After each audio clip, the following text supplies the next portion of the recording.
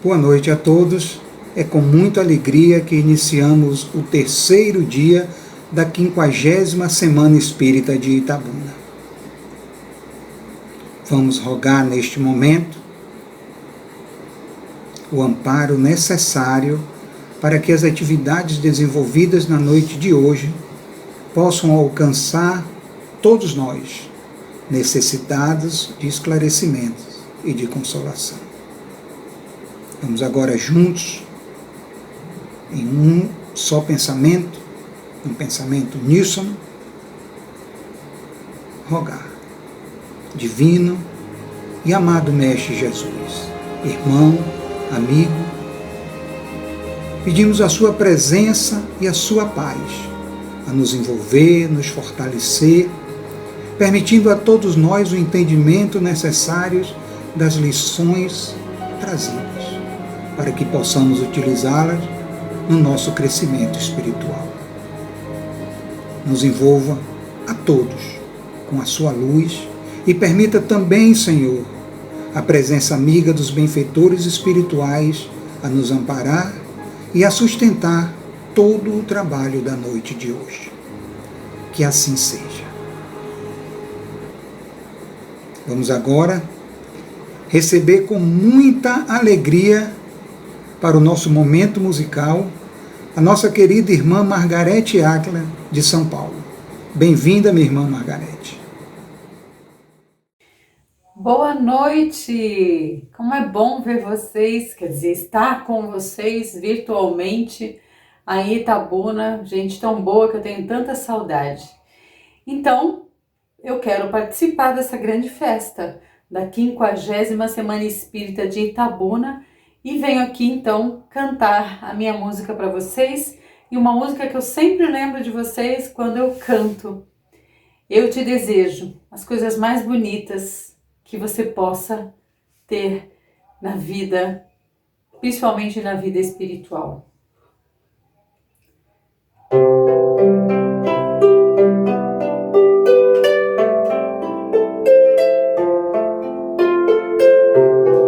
Eu te desejo vida, longa vida, te desejo a sorte de tudo que é bom, de toda alegria ter a companhia, colorindo a estrada em seu mais belo tom.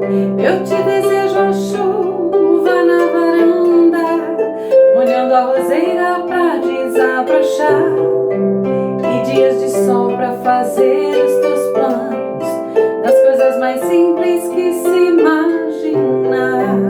E dias de sol pra fazer os teus planos, das coisas mais simples que se imaginar.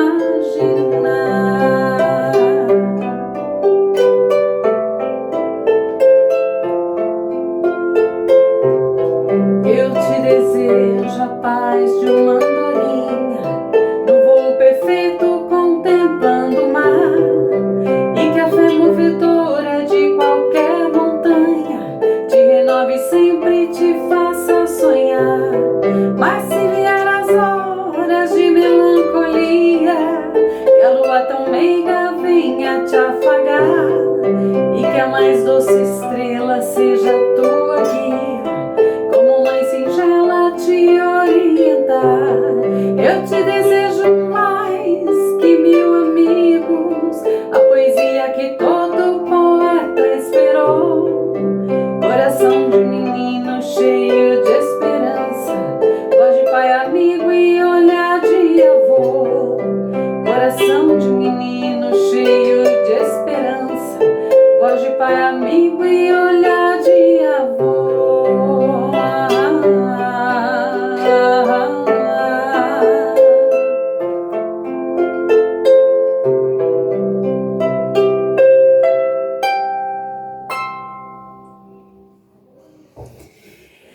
E para que possamos abrir então esse dia lindo de palestras, vou cantar uma oração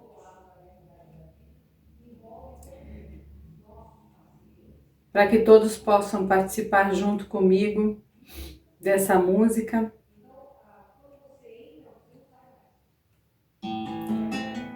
aos pés do monte de nossos amigos mineiros,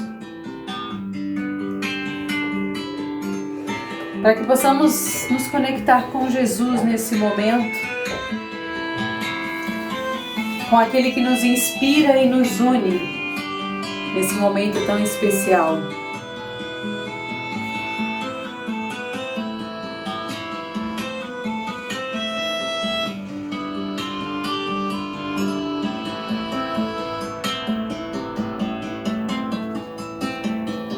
Um sentimento me ronda, não sei dizer, tudo é novo pra mim. Meu coração se renova, sinto a esperança invadir o meu ser. Quero ser manso, ser limpo, ser justo e pobre de espírito ser.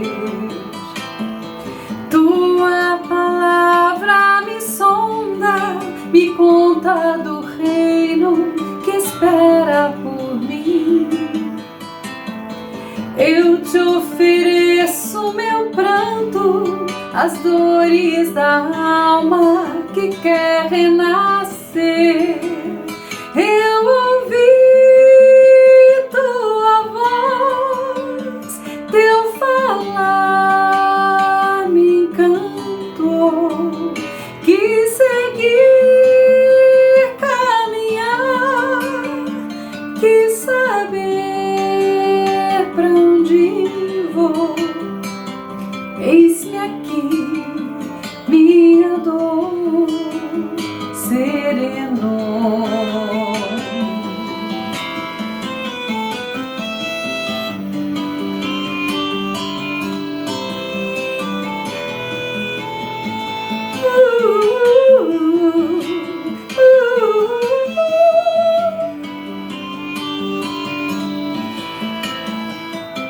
Cantem comigo. Um sentimento me ronda, não sei dizer, tudo é novo pra mim. Meu coração se renova, sinto a esperança invadir o meu ser. Quero ser manso, ser limpo, ser justo e pobre de espírito ser. Tua palavra me sonda, me conta do reino que espera por mim. Eu te ofereço meu pranto, as dores da alma que quer renascer. Eu ouvi tua voz, teu falar me encantou. Quis seguir, caminhar, quis saber pra onde vou. Eis-me aqui, minha dor serenou. Eu ouvi tua voz, teu falar me encantou. Quis seguir, caminhar, quis saber pra onde vou. Eis-me aqui, minha dor serenou.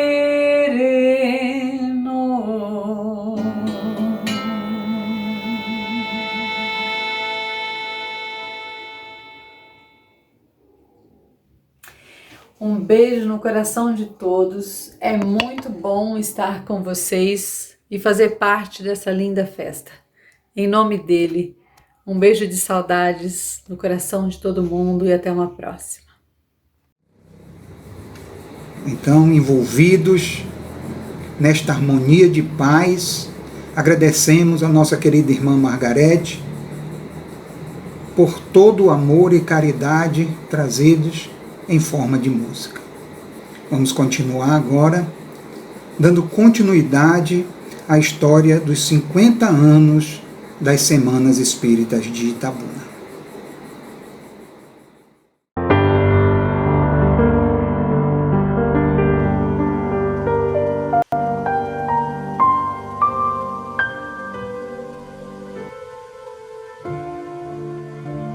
E a nossa viagem da história dos 50 anos das Semanas Espíritas de Itabuna continua. Nesse episódio, visitamos os fatos ocorridos na década de 1990. No primeiro ano dessa década, 1990, foi realizada a 20ª Semana Kardecista de Itabuna, com as palestras pela primeira vez no piso térreo do ICEI e os seminários acontecendo no Centro Espírita Arapari.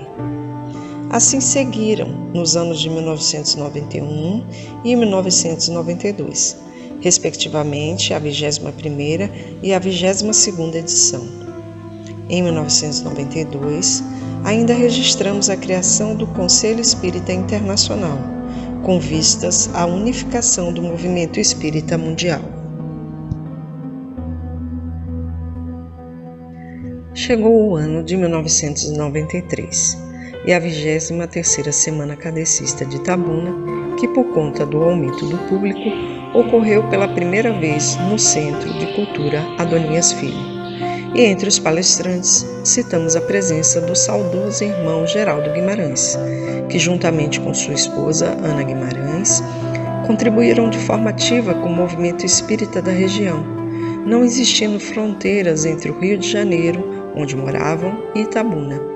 Mas vale registrar ainda que a FEB lança nesse ano de 1993 a campanha Em Defesa da Vida, com orientações dos espíritos sobre temas importantes em nosso contexto social, sendo publicadas 5 cartilhas intituladas Eutanásia não, Violência não, Suicídio não, Drogas não, Aborto não. Veio o ano de 1994 e de 10 a 16 de outubro realiza-se a 24ª Semana Kardecista de Itabuna. Registra-se entre os palestrantes a presença do confrade Raul Teixeira. E nesse embalo chega o ano de 1995, Bodas de Prata, a nossa 25ª edição. Aproveitamos para render a nossa gratidão pelo trabalho de perseverança e disciplina dos confrades da época, que mantiveram este evento vivo durante todos esses anos. Foi uma linda festa do Espiritismo na região, que aconteceu de 8 a 15 de outubro no Centro de Cultura Adonias Filho, com as presenças de Divaldo Franco, Sueli Caldas Schubert, Ana e Geraldo Guimarães, Jorge Andréa, dentre outros palestrantes. E nesse ano de 1995, ano de glamour para o espiritismo na região, destacamos no panorama nacional o surgimento da Associação Médica Espírita do Brasil, AME, e da Associação Brasileira de Psicólogos Espíritas, ABRAP, evidenciando assim a união e ampliação da influência espírita nesses campos profissionais. Já no panorama mundial, registramos que nesse ano, 1995, aconteceu o primeiro Congresso Espírita Mundial, que em 2019 completou 9 edições. Chegou o ano de 1996 e uma mudança de nome, de Semana Kardecista de Itabuna para Semana Espírita de Itabuna, 26ª edição, que aconteceu de 7 a 13 de outubro, com a presença, entre outros palestrantes, dos confrades José Ferraz e João Neves, que ministraram juntos um painel sobre o tema Mediunidade e Educação. Foi neste ano que nasce o Centro Espírita Maria de Nazaré, no bairro São Pedro. Agora, contando com 13 casas espíritas em Itabuna, cresce o apoio ao ICEI e à Área 11. Assim a história vai sendo escrita, e em 1997 ocorre a 27ª Semana Espírita, ainda no Adonias Filho, de 6 a 12 de outubro, destacando a presença entre os palestrantes do irmão Walter Barcelos. Chegamos em 1998, com a grata satisfação da 28ª Semana Espírita, inaugurando o auditório do ICEI, construído para atender a essa 28ª edição e todas as próximas Semanas Espíritas de Itabuna. Entre os palestrantes esteve conosco o nosso confrade Clóvis Nunes, que tanto contribuiu para o movimento espírita da região. Aportamos agora no ano de 1999, a 29ª Semana Espírita de Itabuna, que aconteceu de 24 a 30 de maio no ICEI. Registramos, entre outros, a presença do nosso querido Lindomar Coutinho, sempre atuante no movimento espírita, não só da região, mas do Brasil e também no mundo. Atual presidente do Centro Espírita Porto da Esperança de Ilhéus, incentivador incansável do abraço cristão. Destacamos também no movimento espírita mundial o surgimento de mais 2 associações, a Associação Médica Espírita Internacional e a Associação Brasileira de Magistrados Espíritas, que reúne desembargadores e juízes espíritas. Assim chegamos ao fim de mais uma década, com mais 10 edições da Semana Espírita de Itabuna, fundação de mais uma casa espírita totalizando 13, surgimento de associações espíritas de profissionais de diversas áreas, o auxílio da FEB com publicações e campanhas preciosas para a divulgação e orientação dessa doutrina consoladora, e finalizamos agradecendo por sua atenção e esperamos você no próximo episódio. Deus conosco sempre. Ricardo Ferreira, nosso palestrante da noite de hoje, é de Vitória da Conquista, professor, administrador de empresas, gestor administrativo do abrigo Nosso Lar de Vitória da Conquista, é diretor do Centro Espírita Antônio Cruz, também de Vitória da Conquista, palestrante da União Espírita de Vitória da Conquista, e vem hoje aqui junto a nós para falar sobre o tema mansos e pacíficos. Bem-vindo, meu irmão Ricardo Ferreira.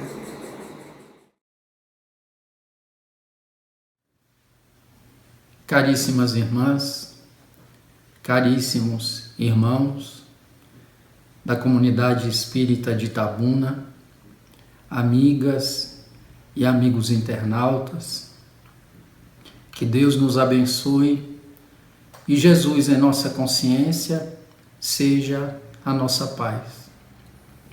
Na impossibilidade da proximidade física, mandamos o nosso abraço caloroso na não obstante virtual, aqui da cidade de Vitória da Conquista, aos amigos que nos acompanham nesta 50ª Semana Espírita de Itabuna. As artes possuem a característica de sintetizar fenômenos muito complexos, externos e interiores à criatura humana, melhor inclusive, na opinião de muitos, que a linearidade lógica da ciência ou da filosofia.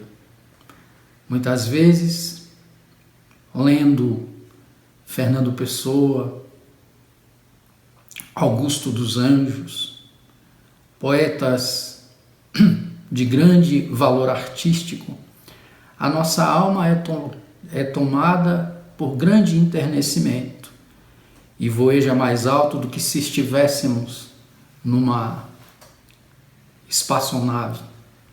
Muitas vezes, quando nossos olhos se debruçam sobre um quadro, uma pintura, ela consegue com suas cores, com os detalhes, abstratos ou não, tocar espaços recônditos de nossa alma, acionando elementos ou que nós não conhecíamos ou que estavam há muito tempo adormecidos O mesmo vale para o teatro, para a literatura, etc.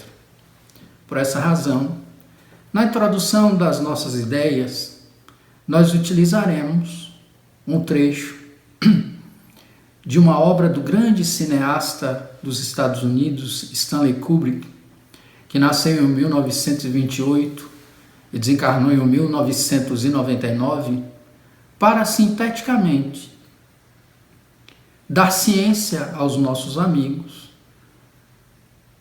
de como ou em que queremos sustentar a exposição desta noite sobre Bem-aventurados os mansos e os pacíficos. Na obra-prima 2001, Uma Odisseia no Espaço, Stanley Kubrick introduzirá, ou melhor, inserirá, uma parte chamada Aurora do Homem. E a Aurora do Homem, graças às inúmeras possibilidades interpretativas que a obra inteira apresenta e que se fundamenta nesta primeira parte, apresenta elementos semióticos que serão verificados e compreendidos conforme o universo particular de cada um. Mas alguns elementos parecem ser um pouco mais óbvios que outros. O que interessa, entretanto, é que na Aurora do Homem nós encontraremos um conjunto de hominídeos em torno de uma fonte de água. Esta serve para a manutenção da sua sobrevivência.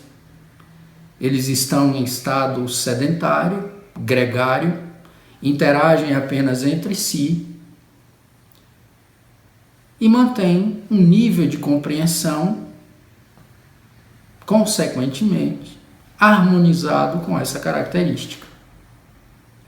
Um pouco depois, um conjunto ou um grupo de hominídeos mais forte e mais agressivo se aproxima, começa a urrar e os ataca. E o líder desse segundo grupo agride o do primeiro, fazendo com que, por um efeito sistêmico, todo o grupo que lá estava se afastasse e eles tomam conta da fonte.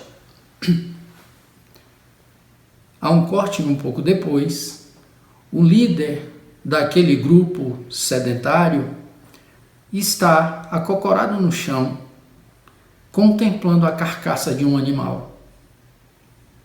Ele observa aqueles ossos, olha-os com certa curiosidade, até que escolhe um deles. Um pouco mais comprido, segura-o, examina-o mais de perto e dá uma pequena e despretensiosa pancada no restante do esqueleto. Alguma coisa o surpreende. Ele repete os movimentos, cada vez mais, usando mais força e nutrindo dentro de si uma espécie de empolgação que atrai a atenção do espectador mais atento. A câmera de Kubrick começa a se aproximar daquele hominídeo. Parece-nos então que ele imagina alguma coisa, que ele estabeleceu algum tipo de relação entre aquele objeto e a sua realidade. Então, o tema do amanhecer, que faz parte da obra de Richard Strauss, Assim Falava Zaratustra, que é uma obra inspirada na original de Nietzsche, de mesmo nome, começa a tocar ao fundo, de maneira ascensional como lhe é característica. E Kubrick demonstra que aquele hominídeo imagina a possibilidade de usar aquele osso como um instrumento de caça daquele animal cuja carcaça está à sua frente. Ele realiza aquela elaboração e a música atinge o seu auge. Logo depois, nós reencontraremos este hominídeo e o seu grupo, que originalmente estava em redor do poço, retornando àquele lugar. A postura agora não é mais mansa, é uma postura de confrontação. E este líder, munido desta arma, agride o líder do outro grupo que avança sobre ele e o mata. E assim, o seu grupo retoma o poderio do lugar. Um pouco depois, o hominídeo lança o osso ao ar. E os especialistas, muitos, dirão que ocorre naquele momento a maior elipse da história da sétima arte, quando numa superposição de imagens o osso desaparece e aparece uma espécie de estação orbital, que em verdade, conforme a criação de Arthur C. Clarke, o autor do conto O Sentinela, que inspirou o filme 2001, Uma Odisseia no Espaço, é uma bomba ao redor da Terra. Uma arma primitiva substituída por uma arma tecnológica. A semiótica dessa cena e da aurora do homem, como dissemos anteriormente, evoca-nos inúmeras interpretações. Mas uma delas leva-nos a perceber essa condição característica e peculiar da criatura humana de estabelecer relação com o ambiente e dele extrair elementos que desenvolvam o seu intelecto, desenvolvam a sua consciência, mas que muitas vezes redunda em ações destrutivas, violentas. Essa característica estranha do processo de individualização da criatura humana pelo fenômeno da consciência, construindo o seu ego que necessita proteger-se, que necessita dominar o ambiente, gerando por efeito colateral ou dano colateral à violência, é o espírito de um diálogo que aparece na terceira parte de O Livro dos Espíritos. Nós nos fundamentaremos nestes dois elementos, inicialmente, para, em contraposição, demonstrar o valor, ou melhor, o porquê ser manso e pacífico é uma bem-aventurança. Quando nós observamos o quesito 742 de O Livro dos Espíritos, notamos que Allan Kardec interroga os imortais mais ou menos nos seguintes termos: o que impele os homens à guerra? E a introdução da resposta, de maneira simples, diz: predominância da natureza animal sobre a natureza espiritual e o transbordamento das paixões. Ou seja, considerando que o Espiritismo é a ciência que trata da natureza, origem e destino dos espíritos, bem como das suas relações com o mundo corporal, esse espírito que é discutido e cuja natureza é debatida em todo o livro, aparece neste particular, no momento evolutivo em que se desconhece. Desconhecendo-se, essa desconexão da sua própria natureza, muitas vezes, redunda em fenômenos, ou se expressa em fenômenos de violência. E Allan Kardec escolhe a maior manifestação da violência humana, que é a guerra, para ilustrar a sua pergunta no capítulo que trata da lei de destruição. Por outro lado, quando nós pensamos neste espírito, na pujança das suas possibilidades, quando ele está em plena harmonia com a lei divina ou natural, percebemos que há uma baixíssima necessidade de demonstrar, inclusive, ou de expressar a agressividade de maneira cega, por exemplo, nunca o veremos em espíritos evoluídos. Portanto, nessa condição, o espírito conhece a agressividade típica de determinados fenômenos das leis naturais, mas está em domínio delas e usa-as em seu favor. Nós verificaremos Jesus, por exemplo, utilizando a energia agressiva, muitas vezes, para poder educar de maneira mais chocante indivíduos que têm ainda uma conduta hipócrita, imprudente, negligente com relação à lei.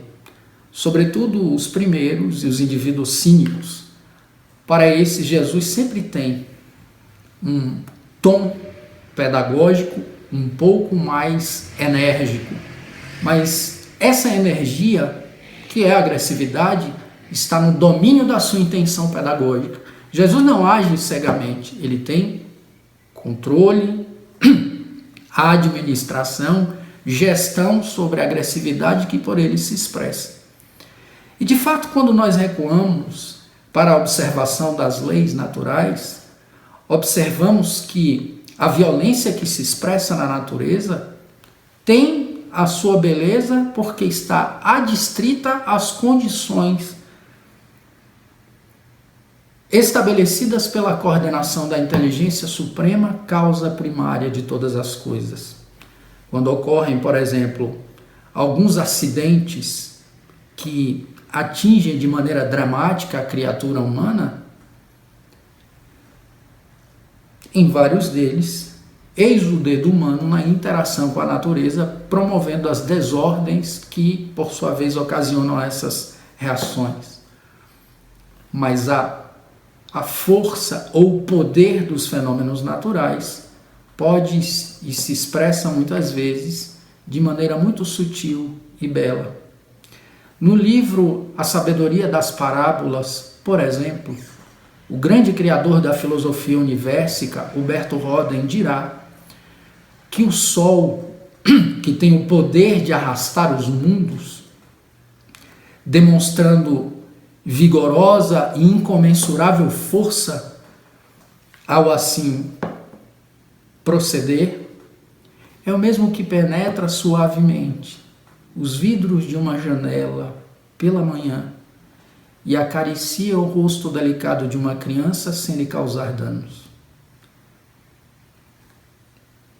Observar o espírito por um lado, na pujança da sua compreensão de Deus e das leis, e as leis funcionando de outro lado, em harmonia, leva-nos a perceber que um indivíduo que compreende a sua condição ôntica, a sua natureza de espírito, é um indivíduo que não tem necessidade de se expressar com predominância da natureza animal sobre a natureza espiritual e com transbordamento das paixões. Voltando à figura de Jesus, nós percebemos em todo o período de sua pregação um empenho extremo de energia, de esforço, na grande maioria das vezes com muita suavidade, com amor, fraternidade e delicadeza, mas com foco específico numa tarefa que necessitava fazer. Jesus tinha uma tal energia dentro de si, pacificada, que era capaz de se portar pacificamente mesmo sob a ameaça de morte. O seu diálogo, que em cima o capítulo 2 de O Evangelho segundo o Espiritismo, por exemplo, com Pilatos, demonstra isso. Pilatos não consegue compreender como um homem se mantém tão sereno diante da possibilidade ou da quase fatalidade da morte, porque as condições de Jesus sair da acusação com vida, ou do processo com vida, eram muito baixas. E mesmo assim, Jesus se mantém tranquilo, dono de si, observando aquele julgamento sui generis, em que todo mundo se agita, menos o réu que sabe que vai morrer. E curiosamente, num momento, Pilatos pergunta-lhe: homem, tu és louco? Não vês que tenho o poder de salvar-te e condenar-te nas minhas mãos? Tu não tens, responde Jesus, nenhum poder sobre mim. E se tu tens, é porque o meu Pai te deu. E permanece em silêncio, tranquilo. Essa mesma tranquilidade que nós verificaremos no elogio de Sócrates, quando a sua mulher, Xantipa, lhe diz: aqueles homens acabaram de condená-lo à morte. E ele diz, numa outra linguagem mais complexa: não vejo nada de especial. Eles também estão condenados à morte. E ela diz: mas é injusto. E ele tem a presença de espírito de lhe dizer: preferias que fosse justo? Ele estava em tal autodomínio que a ameaça de morte não lhe causava o menor incômodo. Mas para que alguém dê esse tipo de resposta, é necessário que esteja integrado à sua natureza, esteja em condições de compreender, por exemplo, a sua essência de espírito imortal, porque equacionando o problema da imortalidade da alma, não há necessidade de disputas, como as que nós fazemos para a preservação da nossa vida biológica ou vida animal, ou quando fazemos por crueldade no transbordamento das paixões. A história do cristianismo demonstra que nós conseguimos, ao longo do tempo, impregnar a prática cristã com as nossas manifestações egoístas e promovendo um afastamento gradativo e contundente dessa mensagem de fraternidade, de paz, de mansuetude, de harmonia.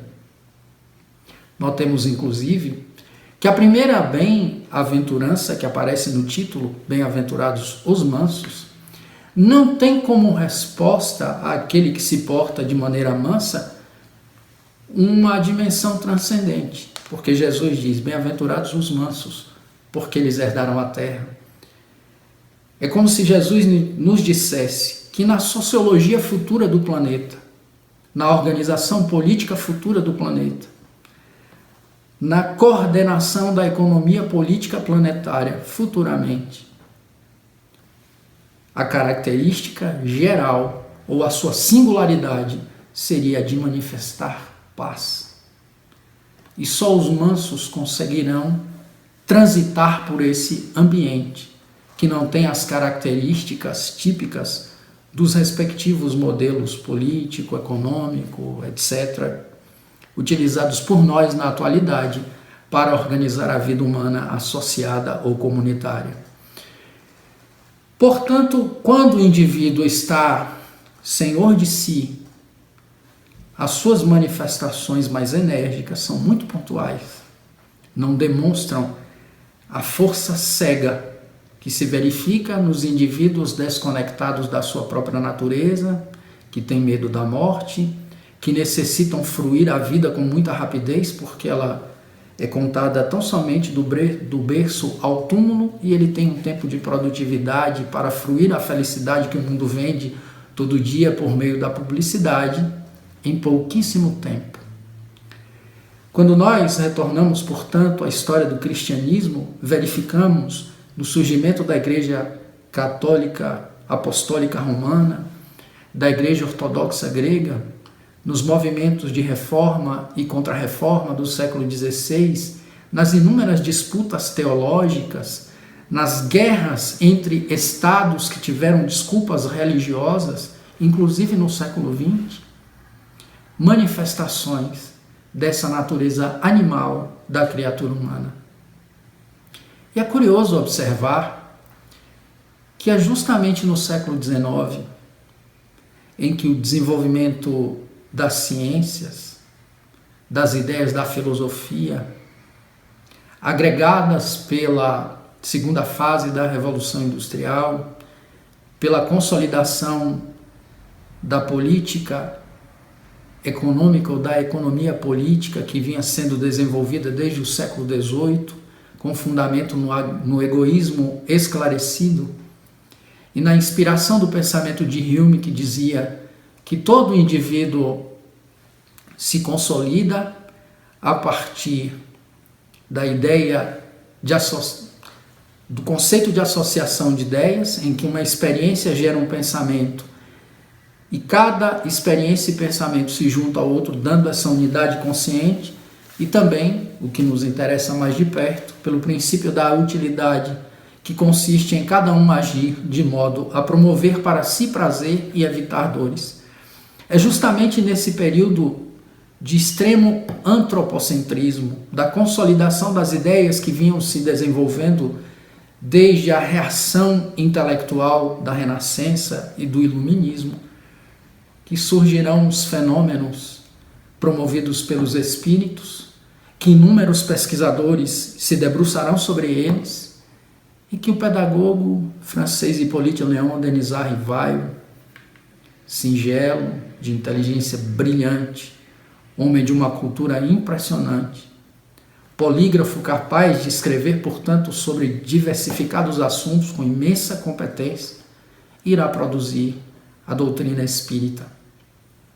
Irá nos legar 23 obras, contando livros e a revista espírita, e 5 que são as mais lidas, as mais comentadas, que vão de O Livro dos Espíritos até a Gênese. Na terceira parte de O Livro dos Espíritos, Allan Kardec desenvolverá um diálogo com os espíritos sobre as leis morais. E essas leis morais serão mais tarde desenvolvidas no terceiro livro destes 5, que é o Evangelho segundo o Espiritismo, cuja estrutura brilhante se revela desde a sua folha de rosto até a sua última página. Na folha de rosto encontraremos a síntese de Kardec dizendo que na obra encontraremos os ensinos de Jesus em conformidade, os ditos de Jesus em conformidade com o ensino dos Espíritos e as suas aplicações às diversas situações da vida. Portanto, existem requisitos epistemológicos e racionais específicos para a compreensão desse ensino moral de Jesus, como saberemos mais tarde, mas que não devem se restringir ao uso meramente meditativo ou para a mera elucubração, são para a construção das nossas práticas, para a renovação da criatura por meio do seu fazer e do seu agir, que aglutinados geram a praxis, que é essa ação ética extremamente consciente da criatura conforme um determinado lastro de conhecimento. Portanto, é no Evangelho segundo o Espiritismo, por exemplo, que Allan Kardec fará uma escolha fundamental para afastar o seu interesse de fundamentar a moral espírita no Evangelho de quaisquer interpretações ou elaborações controversas anteriores, que é a escolha do seu ensino moral. No primeiro parágrafo da introdução, ele dirá que o Evangelho pode ser dividido em 5 temas: os milagres, as predições, as palavras que o Cristo disse e a Igreja tomou para a construção dos seus dogmas, e escolherá o ensino moral de Jesus como tema incontroverso e objeto da obra, porque ele forma um edifício sob o qual podem se abrigar todos os sistemas de pensamento, dirá Allan Kardec. Então, vinculando o Evangelho segundo o Espiritismo à discussão desta noite, a exposição, a nossa conversa desta noite, lembremos que é o capítulo 9 desta obra que traz o título Bem-aventurados os mansos e pacíficos. Nas traduções de João Ferreira de Almeida, a tradução do Rei James e outras, inclusive a de Haroldo Dutra Dias, nós temos bem-aventurados os mansos, porque eles herdarão a terra, e bem-aventurados os pacificadores, porque eles serão chamados filhos de Deus. Allan Kardec estrutura o capítulo tratando primeiro do subtítulo Injúrias e Violências. E dentro desse tópico ele apresenta as duas bem-aventuranças registradas por Mateus e mais um comentário de Jesus que culmina no momento em que ele diz que todo aquele que se reportar ao seu irmão usando o termo raca, que era um termo para dizer que o outro era desprezível e pronunciado com o rosto virando para o lado e escarrando no chão, seria réu do fogo do inferno. Depois de apresentar esses excertos, Allan Kardec apresenta os seus comentários sobre as injúrias e as violências. Depois, ele apresentará 4 temas que os Espíritos desenvolverão em 5 textos. O primeiro desses textos é um texto de Lázaro chamado A Afabilidade e a Doçura. O segundo deles é a paciência. O Espírito que assina apenas apõe o singelo nome, um Espírito amigo. O terceiro texto, obediência e resignação, também de Lázaro. E o último desses textos, ou melhor, o último desses temas, a cólera.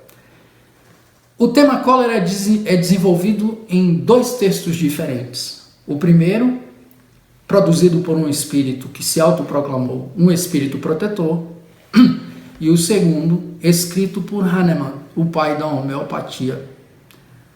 O que tem um sentido muito interessante no conteúdo do texto, como verificaremos mais adiante. O texto A Afabilidade e a Doçura tem como ponto principal a crítica à hipocrisia, porque Lázaro dirá que a benevolência é um fruto da afabilidade que se assenta, no amor ao próximo, é um resultado direto da concatenação desses elementos com a afabilidade e a doçura, que são as suas formas de se expressar, ou seja, a benevolência se expressa por intermédio da afabilidade e da doçura. Mas ele faz uma denúncia. Essa afabilidade, tanto quanto a doçura, não são dadas pelo verniz social. Isso tem um sentido muito profundo quando nós nos lembramos que o primeiro item da resposta ao quesito 886 do Livro dos Espíritos é justamente a benevolência. Allan Kardec pergunta: qual o verdadeiro sentido da palavra caridade conforme a entendia Jesus? Benevolência para com todos, indulgência para as imperfeições dos outros ou alheias, perdão das ofensas. Este item estaria inserido numa resposta sobre o conceito de caridade conforme entendia Jesus, um homem integral por excelência, demonstra que ela precisa ser a exteriorização daquilo que o sujeito é. Portanto, é resultado da sua manifestação autônoma. Não é uma instigação externa que será capaz de prover no indivíduo de uma afabilidade, uma doçura que ele não tenha. Portanto, Lázaro ainda diz que há indivíduos que têm uma voz doce, melíflua quando estão em frente aos outros, mas que ferem como um dardo peçonhento quando estão por detrás, dirá o Espírito que nos lega o texto. Portanto, nesse detalhe da crítica que ele faz à hipocrisia, nós temos o primeiro elemento dos que Allan Kardec considera importantes para a construção dessas virtudes, a mansuetude e o espírito de pacificação ativo. Porque ser pacífico é muito importante, mas é uma postura de quem ainda consegue, como diz Joana de Ângeles, acolher no algodão da própria sensibilidade às agressões, mas não necessariamente é alguém que age promovendo a paz. Nas traduções, bem-aventurados os pacificadores, que dizem: bem-aventurados os pacificadores, porque eles serão chamados filhos de Deus. Nós temos essa postura proativa. É o sujeito que é pacífico, mas que promove a paz, onde quer que ele esteja. Portanto, a primeira crítica que Lázaro faz, ou a crítica primeira que aparece neste texto, a afabilidade e a doçura, é a crítica à hipocrisia. O Espírito que nos sugere a paciência, essa virtude tão difícil de ser praticada pela criatura humana, nos oferece um elemento pragmático relevante. Solicita que as criaturas humanas observem que, nada obstante haja, por um lado, um conjunto de deveres, de obrigações que nos pesam, de dificuldades que compõem o nosso dia a dia, como, por exemplo, na atualidade nossa, o termos de ficar em casa para preservar o bem-estar dos outros e o nosso, nos protegendo e amando os outros pela distância. Há, no outro lado, as compensações oferecidas pela misericórdia divina, pela bondade de Deus. Nós temos um exemplo disso no próprio fundador da doutrina espírita junto com os espíritos, Allan Kardec. Quando consultamos os seus textos, intitulados A Minha Primeira Iniciação no Espiritismo, e alguns outros seguintes, vemos o codificador dizer: os espíritos sempre me disseram, desde o início e posteriormente, quais seriam as grandes dificuldades em linhas gerais pelas quais eu passaria. Mas eles nunca me disseram, no início da tarefa e durante ela, quais seriam os grandes benefícios que eu auriria do exercício de propagar o Espiritismo. E posso asseverar que esses benefícios superaram em muito as dificuldades pelas quais eu passei. Quando nós consultamos um texto de um dos maiores filósofos espíritas, não só brasileiro, mas do mundo todo, Deolindo Amorim, Allan Kardec e o espírito científico, verificamos de forma muito resumida o quanto a paciência de Kardec foi importante para a consolidação da doutrina espírita. A paciência de aguardar a confirmação de uma informação dos espíritos por anos antes de publicá-la, porque ele não sentia veracidade suficiente nos primeiros momentos. Nós somos assodados, tudo que cai nos nossos ouvidos, sobretudo dos espíritos, nós propagamos, mesmo desconsiderando que, nada obstante algumas assinaturas, o conteúdo de uma mensagem pode ser muito pueril ou muito pior, negativa. Allan Kardec tinha essa paciência de esperar. A paciência que ensina o indivíduo a dialogar com a eternidade, compreendendo aos poucos como se manifesta a vontade de Deus. E nesse momento estabelecemos uma ligação com o segundo tema, que para nós, em particular, é muito valioso.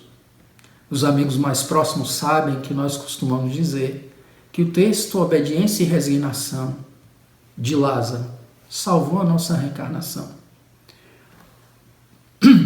Porque Lázaro nos demonstra a importância da razão e da sensibilidade em constante equilíbrio, buscando, num teotropismo, aproximar-se do coração de Deus. Ele vai dizer, de maneira muito bela, que a obediência é o consentimento da razão, que a resignação é o consentimento do coração. Mas ele diz um pouco antes que, equivocadamente, nós pensamos sobre essas duas virtudes como sendo a negação do sentimento e da vontade. Como se o indivíduo for obediente, ele não tem vontade para manifestar. Se ele for resignado, ele não tem sentimentos. Ele precisa simplesmente aceitar de maneira passiva, sem se movimentar.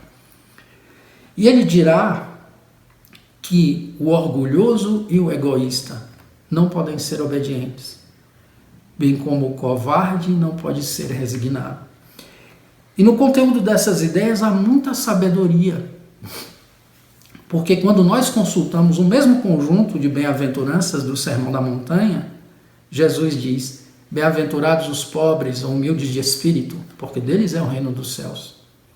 A humildade não é estultícia, dirão os espíritos a Kardec.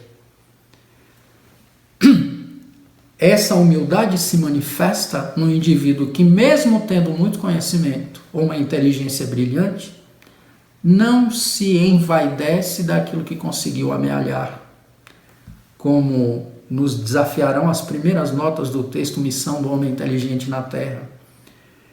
Porque a humildade oferece ao indivíduo essa abertura para o horizonte da eternidade, essa abertura para Deus. E a racionalidade aplicada por esse indivíduo não pode ser uma racionalidade orgulhosa, ela precisa ser humilde. Bem-aventurados os humildes, porque deles é o reino dos céus. Mas a resignação, por outro lado, não pode ser covarde. E Jesus dirá: bem-aventurados os limpos de coração, porque eles verão a Deus.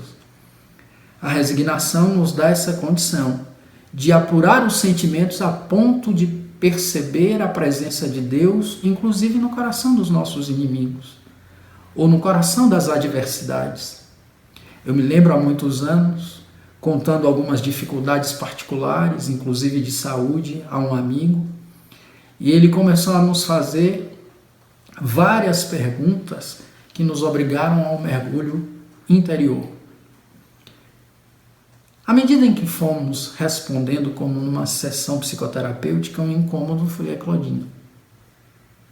A voz falhava, nós gaguejávamos, e um sentimento cuja natureza ainda era imperceptível para nós foi nos assomando. E a certa altura, esse amigo,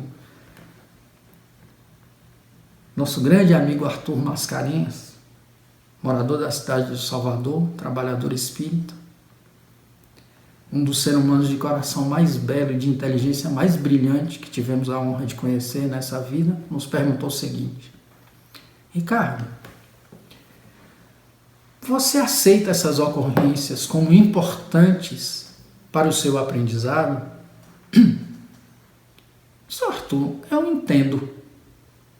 Eu não estou perguntando se você entende, não. Eu estou perguntando se você aceita. Eu fiquei um pouco confuso. E lhe perguntei: qual a diferença? O que diz o texto do Evangelho? A obediência é o consentimento da razão. A resignação é o consentimento do coração. Entender está para obedecer, assim como resignar-se está para aceitar. Você aceita? E eu, sentindo a tristeza da minha conduta refratária a aceitar o presente que Deus me dava por intermédio de desafios, disse: amigo, eu preciso aprender a aceitar. Desde então, nós estamos tentando nos equilibrar no uso da racionalidade, dos sentimentos, para nos conduzir de modo a acolher as decisões divinas na tranquilidade do nosso coração, desenvolver a nossa consciência plena e permitir que Jesus tenha mais acesso a nós. Mas como todo ser humano, a nossa teimosia se manifesta e atrapalha o percurso muitas vezes. O que importa é que nesse texto, Lázaro, além de demonstrar o que dissemos, faz uma crítica contundente ao desprezo moral que era característico do século XIX, nada obstante o apego das criaturas daquele século à inteligência, à ciência, o que é algo louvável, muito melhor do que o obscurantismo que nós verificamos na humanidade, no momento presente. Mas, lembremos, as asas dos espíritos são duas, a inteligência e a moralidade.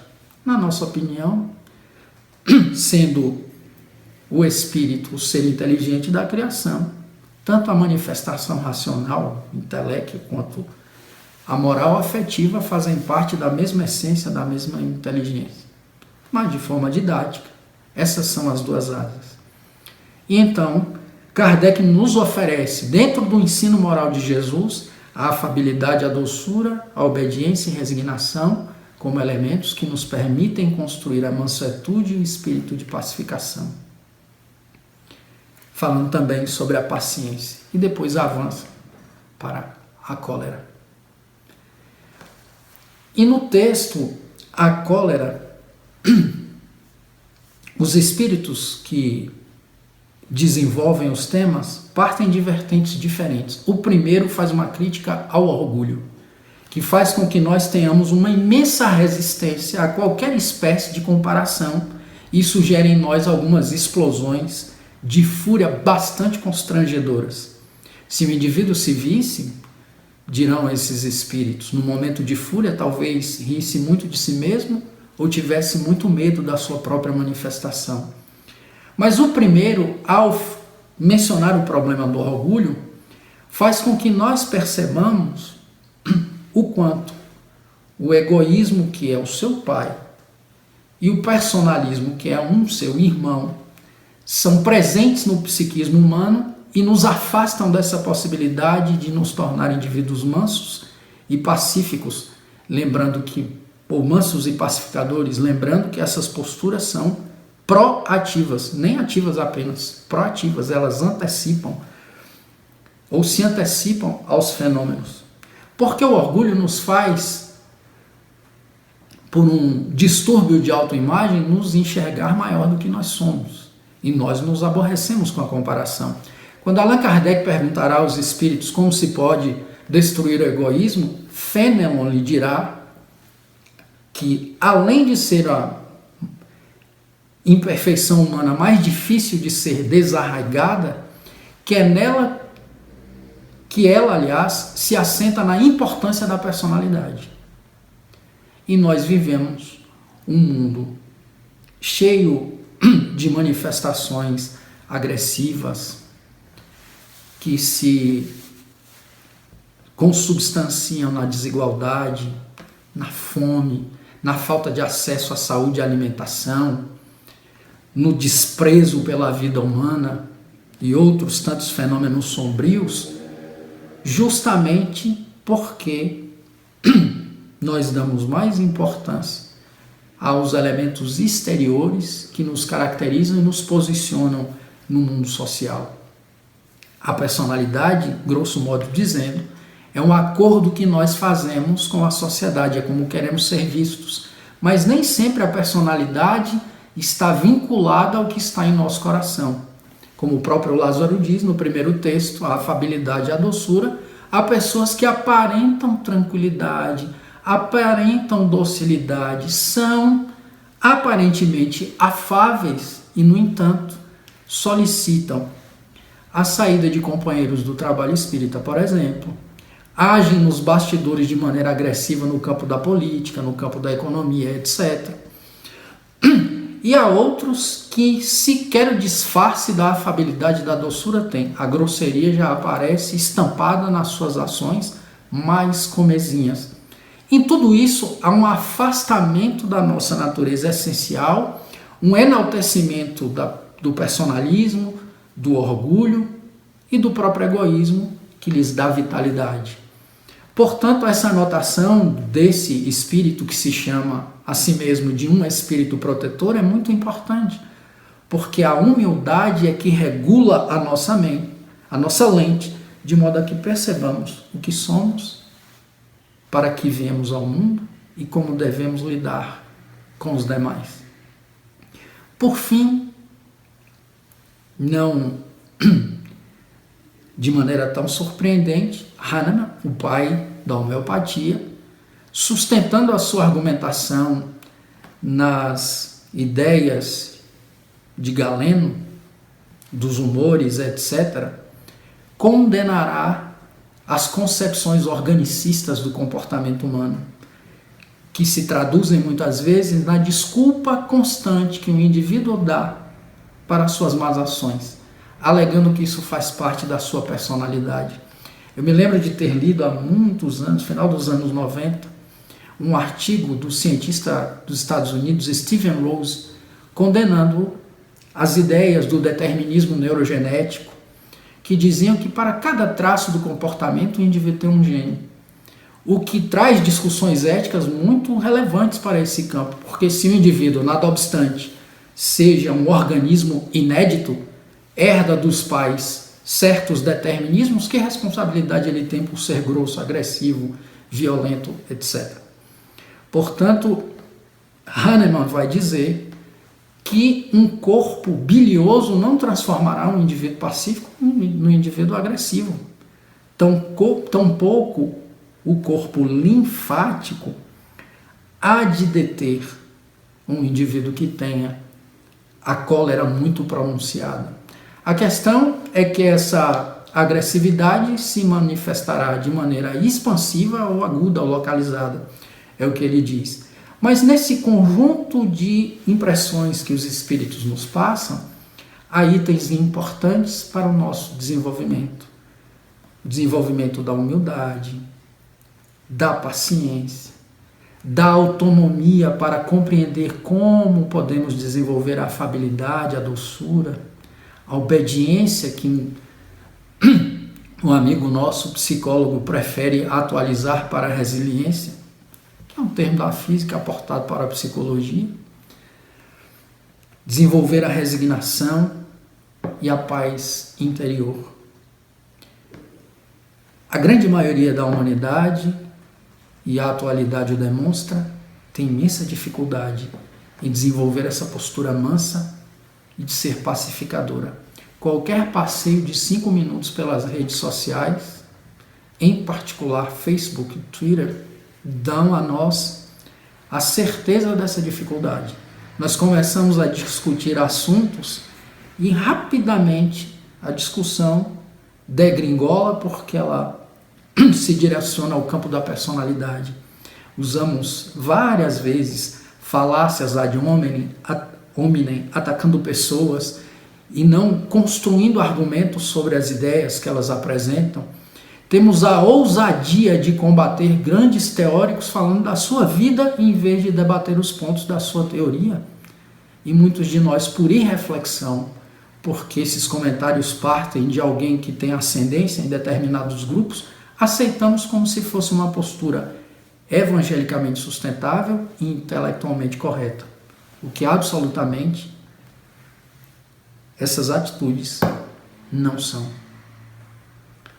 Mas há figuras na história da humanidade que conseguiram, mesmo começando a vida de maneira comum, aparentemente como todos nós, transcender essa dimensão mais humana, alcançando um patamar um pouco superior e contaminando vários outros à sua volta. Larry Collins e Dominique Lapierre escreveram um livro chamado Esta Noite, a Liberdade, que fala da libertação de um país, ou de dois, se nós considerarmos a anomalia política e existencial que envolviam o Império Britânico e a Índia. E Richard Attenborough, grande cineasta, ator e diretor, nomeado Cavaleiro da Rainha na Inglaterra, desenvolveu um filme, tomando emprestado alguns dos elementos que nós encontramos nesse livro. Esse livro trata dos anos de 1947, 1948 e vai até a morte.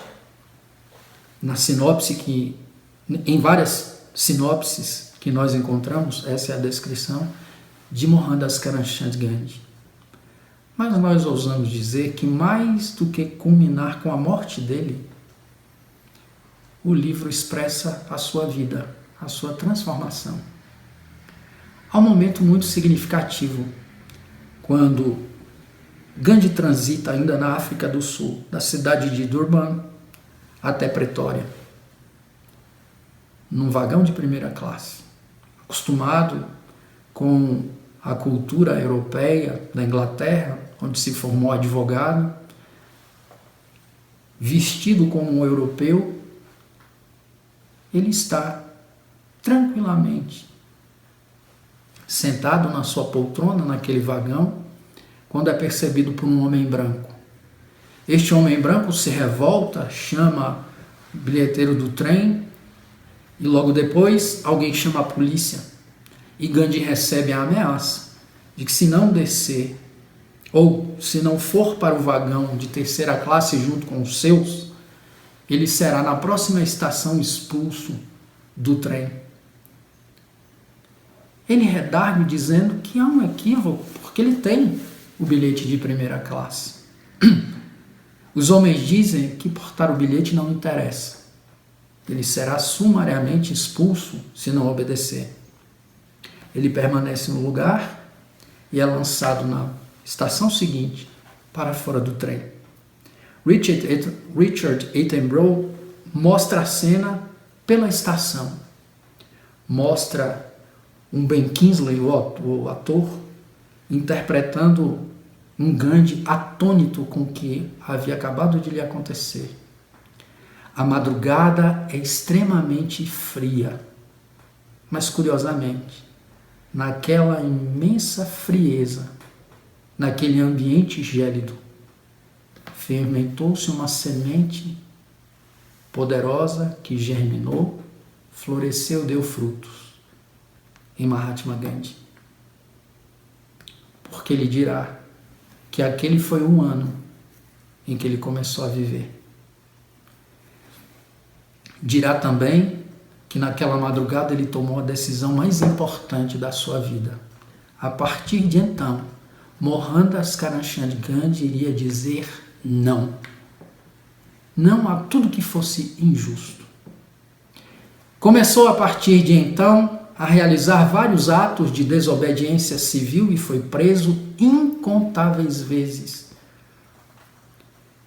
pelas autoridades policiais, a mando também do preposto da Inglaterra, do Império Britânico na África do Sul, o general John Christian Smuts. Mas graças à sua postura baseada em ahimsa, satyagraha, verdade e não violência, Gandhi conseguiu se estabelecer aos poucos como um homem muito influente. Na sua última conversa com Smuts, de maneira muito arrogante, incomodado com a vitória que ele havia conseguido nos tribunais, Smuts disse: o senhor conseguiu uma vitória muito significativa no campo diplomático. E do alto da sua petulância inglesa ou britânica, olha para aquele frágil indiano, ele diz: mas a migração dos indianos para a África do Sul vai ficar muito prejudicada a partir de agora. Ben Kingsley, com a docilidade da sua belíssima interpretação, que fez o filme ganhar um Oscar em 83, nada obstante fosse de 82, ele ganhar o Oscar de melhor ator, volta-se para ele humildemente e diz, ainda de cabeça baixa: essa não foi uma luta que encetamos inicialmente. Não seria correto empreendê-la agora? Ergueu os olhos e disse que estamos em posição de vantagem. Ele volta para a Índia, mas antes de ir embora, tendo saído da prisão, deu a Smuts um par de sandálias. Smuts escreveu o seguinte para gerações posteriores: eu usei aquele par de sandálias durante inúmeros verões mais tarde, mas nunca me senti digno de calçar sandálias confeccionadas pelas mãos de um homem com tamanha estatura moral. De um inimigo, Gandhi fez um amigo e um admirador. Quando mais tarde, ainda na Índia, ele foi conhecer Lord Mountbatten, o grande aristocrata que foi designado pelo Império Inglês para estabelecer as discussões sobre a libertação da Índia, este homem extremamente poderoso fica impressionado com a figura frágil de Gandhi.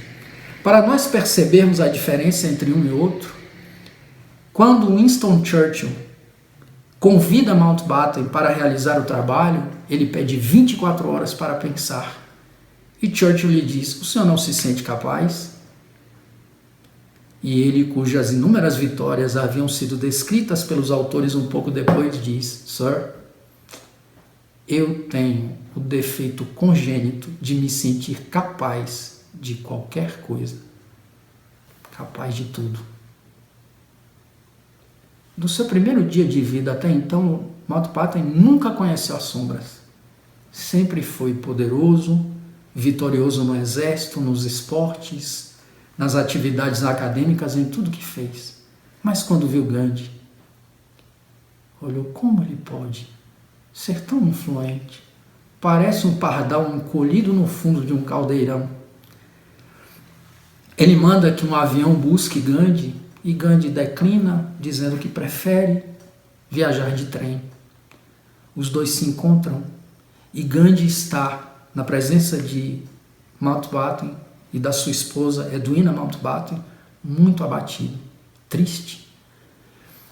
E um homem que era muito educado pensa se havia cometido alguma gafe, alguma impropriedade, menciona isso a mulher e pergunta a Gandhi por que ele estava triste.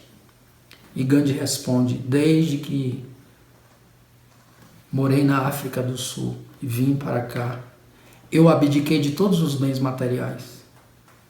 E citou pouquíssimas coisas que tinha para o seu sustento.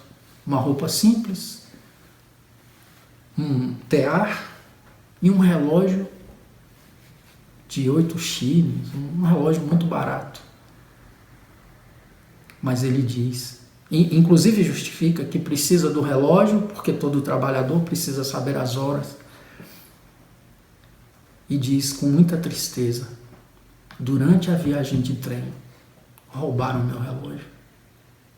A tristeza não era a perda do objeto, Mountbatten percebe, mas o fato de os seus irmãos indianos não compreenderem qual era o seu papel. Não preservarem a própria dignidade, a ponto de precisarem roubar um seu semelhante, um compatriota. Mohandas Gandhi, para não nos delongarmos, numa certa manhã, como vários de nós sabemos, sairia para as suas atividades oracionais, ladeado por 2 sobrinhas. Havia, desde que ele se posicionou favoravelmente à divisão da Índia, uma discussão entre os indianos e hindus sobre matá-lo ou não. Era um levante surdino, por assim dizer. E um sobrinho então lhe diz: Bapu, pai, posso acompanhá-lo? Pode, meu filho. E o rapaz pega um revólver. E Gandhi pergunta: para que essa arma? Para defender a sua vida? O senhor não sabe que existe um concerto nas sombras entre os indianos, entre os hindus, que tem por objetivo matá-lo? Sim, meu filho. Então, eu quero defendê-lo. Meu filho, guarde a arma. Mas eles irão matá-lo. E ele calmamente responde: meu filho, tu achas que eu dedicaria todos os dias da minha vida a uma causa sem ter a disposição de, num momento fatal e necessário, doar a minha vida por ela? Guarde a arma. O rapaz entende, guarda a arma e ele sai. A multidão o espera, vários se aproximam, mas em particular, um rapaz se aproxima e o cumprimenta. Ele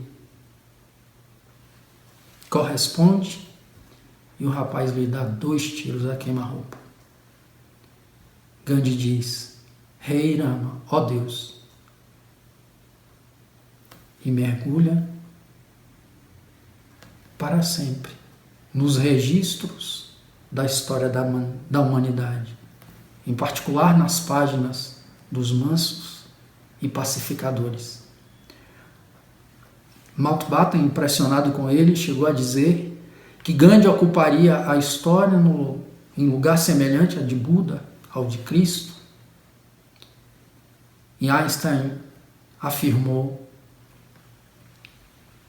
as gerações posteriores terão muita dificuldade em acreditar que entre nós caminhou um homem como Mahatma Gandhi. Gandhi foi quem disse, por exemplo: eu acredito no Cristo, mas não acredito nos cristãos. Porque se os cristãos acreditassem no Cristo, a Inglaterra, o Império Britânico não fazia o que faz com a Índia. é Ele quem vai dizer também: se todos os códigos de ética do mundo fossem perdidos e restasse apenas o Sermão da Montanha, a humanidade não teria perdido nada. Este homem, que não era cristão, serve de grande exemplo para nós. Sobretudo nós espíritas que estamos assentados sobre o ensino moral de Jesus, porque não cabe a nós qualquer espécie de elogio à destruição, à desumanidade, à violência, às guerras, à exploração do homem pelo homem, nenhum tipo de trânsito binário num claro escuro simplista sobre a melhor forma de organizar a humanidade e as relações sociais. Nós precisamos apresentar o nosso contributo inédito. Para isso, o cotidiano está aberto e cheio de experiências para nós. E neste cotidiano, ao lidarmos uns com os outros, lembremos de Jesus na introdução do Sermão da Montanha, rodeado de pessoas simples, direcionando a elas as suas bem-aventuranças e dizendo-lhes: bem-aventurados os mansos, porque eles herdarão a terra. Bem-aventurados os pacificadores, porque eles serão chamados filhos de Deus. Tentemos ser, um dia após o outro, mais mansos e mais pacificadores. Para conquistarmos isto, roguemos a Jesus, o educador manso e humilde de coração, para que ele seja o calor maior das nossas aspirações todo dia e a imperecível luz de nossa consciência. Muita paz e até um outro dia, com um abraço caloroso e mais próximo. Agradecendo a Ricardo pelo trabalho tão bonito, com tanta amorosidade, feito com tanto empenho. Lembrando que amanhã, dia 27 de maio, quarta-feira, vamos ter aqui a presença do nosso querido irmão Lindomar Coutinho, com o tema A Misericórdia. Agradecer também a cada um de vocês que com sua presença, com a sua sintonia, com suas vibrações, colaboram muito com a realização desse trabalho, com a manutenção e crescimento deste evento. Lembrando a todos que nada é por acaso e que tudo concorre para o bem. Muita paz, Deus nos abençoe hoje e sempre. Que assim seja.